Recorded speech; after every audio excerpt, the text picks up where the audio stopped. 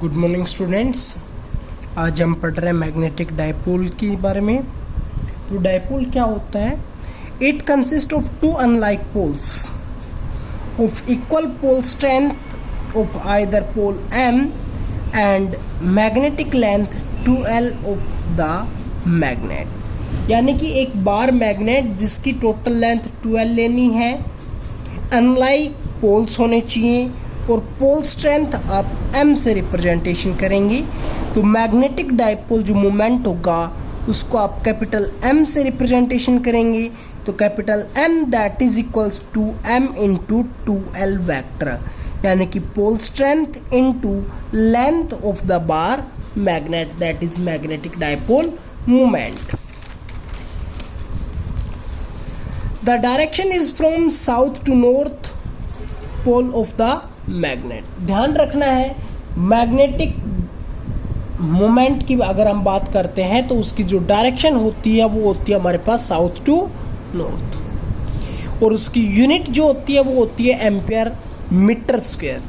इसको हम am square से भी रिप्रेजेंटेशन करते हैं। अब हमें निकालना है, इंपॉर्टेंट टॉपिक है ये, magnetic field strength at a point due to bar magnet. किसी एक बार मैग्नेट की वजह से आपको किसी पॉइंट के ऊपर मैग्नेटिक फील्ड की स्ट्रेंथ निकालनी है, तो आप कैसे निकालेंगे? तो यहाँ पर ये मैंने एक बार मैग्नेट लिया है जिसका साउथ पोल ये हो गया, नॉर्थ पोल ये हो गया, ये इसका सेंटर हो गया। अगर इसको मैं डायपोल मान रहा हूँ, मैग्नेटिक डायपोल, तो इसकी लेंथ क्या होनी चाहिए? 2l। अनलाइक पेयर्स हो गई, पोल स्ट्रेंथ इसकी भी m ले रहा हूँ, इसकी भी m ले रहा हूँ, ये इसका सेंटर लिया है। जो फर्स्ट पार्ट है वो हमारे पास है, point lies on axial line of A bar magnet. Axial line का मतलब जिस डायरेक्शन के अंदर बार मैग्नेट रखा है उसके हॉरिजॉन्टली कोई एक पॉइंट ले लिया जाए।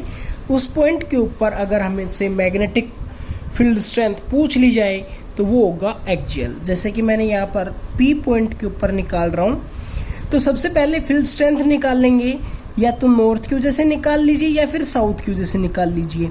देखो, जो इसके सेंटर से, यानी कि मैग्नेट के सेंटर से और जो P पॉइंट की जो सेपरेशन है वो मैंने मानी है D के बराबर, और इसकी लेंथ मानी थी 2l। अगर ये इसका सेंटर है तो ये हो गई l, ये वाली हो गई l।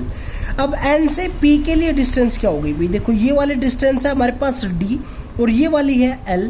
अगर इसमें से इसको सब्ट्रैक्ट कर दे तो यही बचेगी, तो क्या हो जाएगी? D minus L that is equals to D minus L, या फिर NP। और SP की रिक्वायरमेंट होगी तो क्या हो जाएगा? इस D के अंदर ये वाली L ऐड कर देंगे तो क्या हो जाएगा? SP that is equals to D plus L। तो जिस पॉइंट के ऊपर हमें मैग्नेटिक फील्ड स्ट्रेंथ निकाल रहे हैं वहाँ पर हम एक यूनिट मैग्नेट और उसकी पोल स्ट्रेंथ 1 लेकर चलते हैं। नॉर्थ पोलरिटी ली जाती है, ध्यान रखना है ये। तो magnetic field strength at P due to north pole, इस नॉर्थ पोल की वजह से यहाँ पर फील्ड स्ट्रेंथ क्या होगी? तो पीछे वाले वीडियो के अंदर मैंने बताया था कि B that is equals to mu not upon में 4 into pole strength of this into pole strength of this. इसकी वैल्यू क्या है? M1 M2 लिया था, तो M1 की वैल्यू मान लेता हूँ N और इसकी वैल्यू है M, और N2 मतलब पॉइंट P और इसकी वैल्यू है 1। तो क्या हो जाएगा? m into 1 divided by distance का स्क्वायर, यानी कि NP का स्क्वायर, और NP that is equals to D minus में L का स्क्वायर। इसकी डायरेक्शन क्या हो जाएगी? अभी मैंने बताया कि यहाँ पर आप जिस पॉइंट के ऊपर फील्ड स्ट्रेंथ निकाल रहे हैं वहाँ पर नॉर्थ पोलरिटी मानेंगे और उसकी पोल स्ट्रेंथ क्या मानेंगे? 1 मानेंगे। नॉर्थ को क्या करेगा? रिपेल करेगा, तो इस डायरेक्शन के अंदर रहेगा, तो इसी डायरेक्शन के अंदर आपके पास मैग्नेटिक फील्ड लाइंस होंगी। ठीक है, तो ये हो गई डायरेक्शन अलोंग NP प्रोड्यूस्ड। इसी तरह हम इस S वाले पार्ट की वजह से यहाँ पर निकाल रहे हैं। मैंने इस वाले पार्ट को नाम दिया B1। अब B2 इस दूसरे वाले S की वजह से जो मैग्नेटिक फील्ड स्ट्रेंथ होगी उसको नाम दे देता हूँ B2। तो B2 की वैल्यू क्या हो जाएगी? म्यू नॉट अपॉन में 4 m इंटू 1, क्योंकि इसकी पोल स्ट्रेंथ भी क्या है? M, और यहाँ पर पोल स्ट्रेंथ क्या है? 1 डिवाइडेड बाई सेपरेशन SP का स्क्वायर। SP क्या है? D प्लस L, तो D प्लस L का स्क्वायर। इसकी डायरेक्शन यहाँ पर नॉर्थ मानना गया है, यहाँ पर साउथ। इसको क्या करेगा? अट्रैक्ट करेगा, तो किधर जाएगा? इधर। तो मैग्नेटिक फील्ड सेकंड वाले पार्ट की किधर हो गई, B2 की डायरेक्शन, ये हो गई P से S की तरफ। ठीक है, अब देखो B1 इस डायरेक्शन में है, B2 इस डायरेक्शन में है, हमें इस पॉइंट के ऊपर नेट रिजल्टेंट निकालनी है। तो जिसकी फील्ड स्ट्रेंथ ज़्यादा है उसमें से कम वाली को सब्ट्रैक्ट कर देंगे। अब देखो फील्ड स्ट्रेंथ किसकी ज़्यादा है, यहाँ पर D माइनस में L का स्क्वायर है जो कि इन्वर्सली प्रोपोर्शनल है। मतलब यहाँ पर D माइनस L एक छोटी वैल्यू होगी with respect to D plus L, और जब डिवाइड के अंदर एक छोटी वैल्यू आ रही है तो इसकी वैल्यू बड़ी आ रही होगी B की। जैसे कि यहाँ पर अगर इस पूरे सिस्टम की वैल्यू 10 मान लेता हूँ मैं, तो यहाँ पर हो रहा है 4 माइनस 2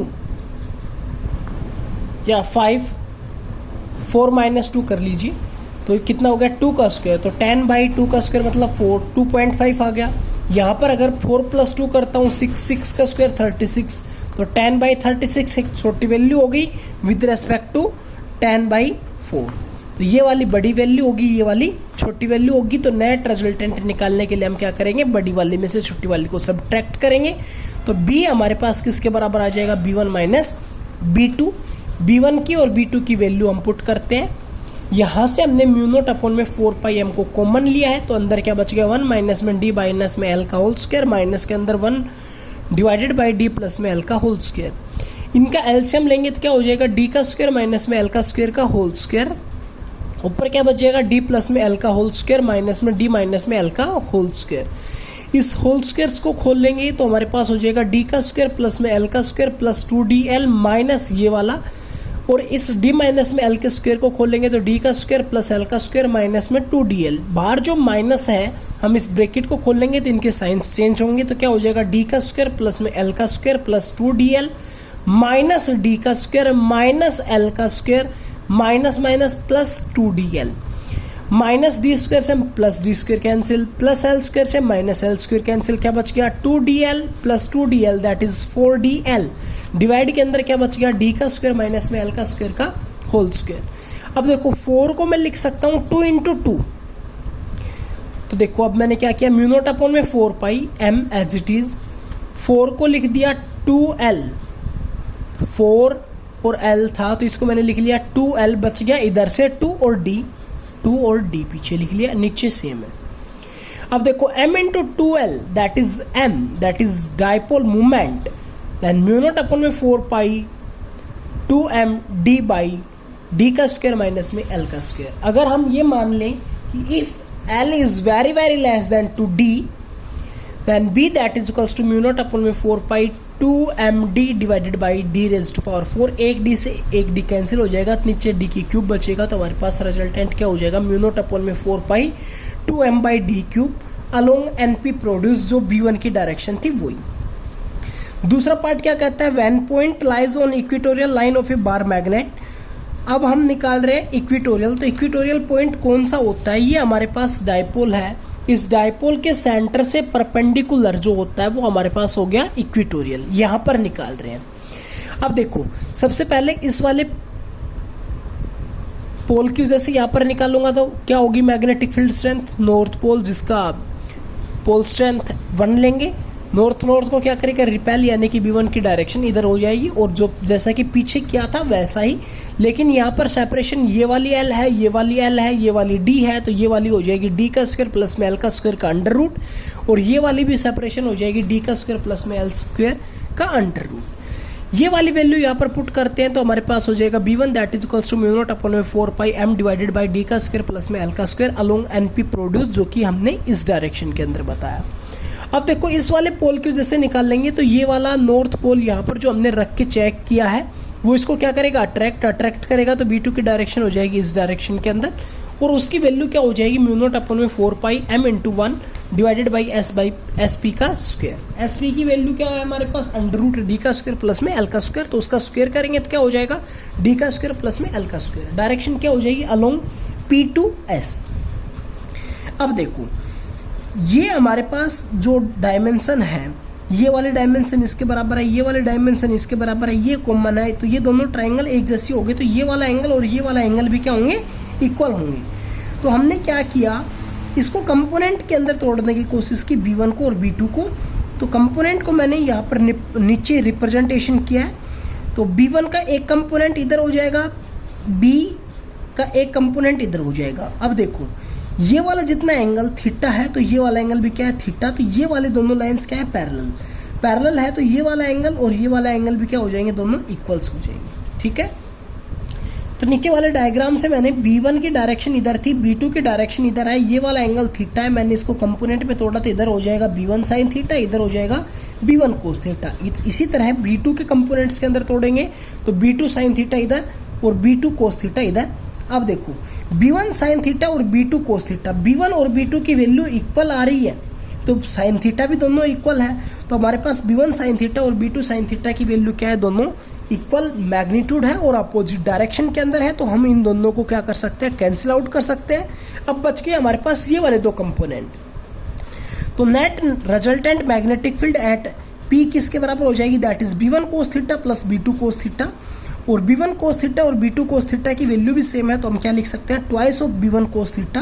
B1 की यहाँ पर वैल्यू पुट की गई है, कोस थीटा इस ट्राइंगल से निकाला, कोस थीटा क्या होता है, बेस अपॉन में हाइपोटेनस, तो इस ट्राइंगल से थीटा एंगल ये है तो बेस हो गया L, हाइपोटेनस हो गया D का स्क्वायर प्लस में L का स्क्वायर।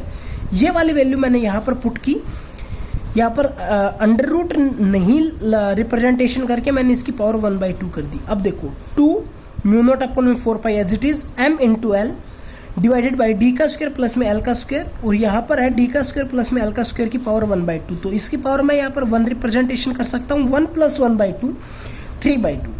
ठीक है, तो ये हमारे पास रिजल्टेंट बन गया m into 2l that is capital M। ठीक है, तो म्यू नॉट अपॉन में 4 pi capital M divided by में डी का स्क्वायर प्लस में एल का स्क्वायर की पावर 3/2। वही सेम कंडीशन लगाते हैं, डी का square is very very less than L का square is very very less than 2 D का स्क्वायर, देन हमारे पास रिजल्टेंट होगा म्यू नॉट अपॉन में 4 pi capital M by D cube. अब जो पिछला जो रिजल्टेंट हमारे पास एक्सियल का बना था वहाँ पर आ रहा था mu naught upon 4 pi 2m by D cube, यानी कि ये ट्वाइस हो गया किसके, एक्सियल के ऊपर ट्वाइस है with respect to equator. Thank you.